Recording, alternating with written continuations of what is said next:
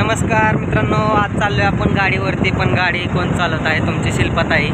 का तर तुमच्या अजय भाऊच्या हाताला फ्रॅक्चर झालेला आहे आणि हाताला लागलेला असल्यामुळे गाडी चालवा येत नाही, त्यामुळे चालत नाही शिल्पताई. तुम्हाला 1 मिनिट धावतो मित्रांनो, कोण गाडी चालवत आहे ते बघा.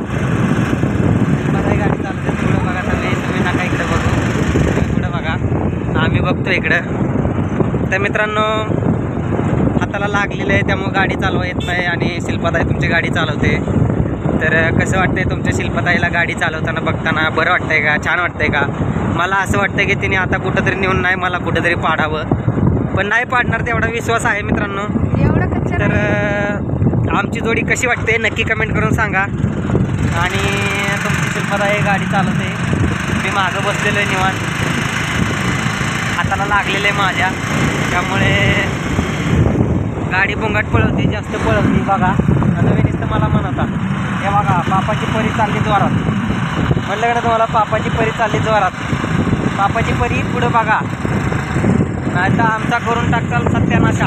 हे हळू चाललंय बाबा, भारी वाटतंय, खूप भारी वाटतंय. भारी वाटते खूप. ठीक आहे, पुढं बघून चालवा गाडी. तर मित्रांनो, कशी वाटली शिल्पताई तुमची गाडी चालवताना?